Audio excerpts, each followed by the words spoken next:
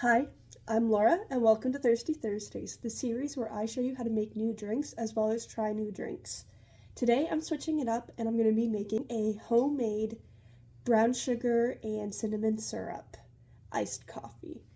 So what you're going to need is some brown sugar cinnamon syrup, and I actually made this one myself. It's super easy. You're also going to need some cream or milk, whichever one you prefer in your iced coffee, a glass, some ice cubes, and of course, some cold coffee. Or if you want, you can use warm coffee just poured over ice. Now today, this is what I'm using because it was on sale at the store. Sometimes I make my own. However, I was feeling lazy this week, so I picked this up at the store. Or you can use whatever brand that you prefer. So first I'm going to go ahead and grab my syrup. So basically all it is a simple syrup, and I'm going to go ahead and just cover the bottom of the glass with this. As you can see, it's nice and thick, so that's what you want in a homemade syrup. So there, I've just covered the bottom in a little bit. Usually I say start with 1 or 2 teaspoons. I like about half a tablespoon. You can add as much as you want. It's up to your discretion. I find it almost tastes like maple syrup. I'm going to go ahead and add my coffee.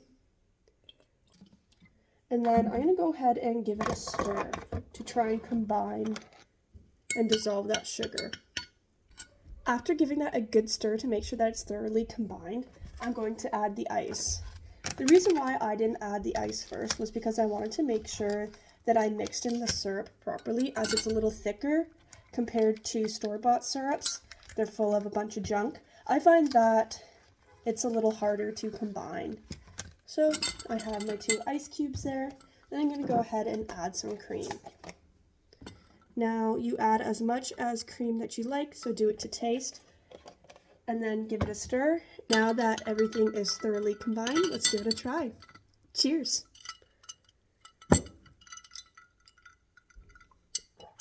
I love it. The deep, rich flavor of the brown sugar as well as the cinnamon really comes through in this coffee.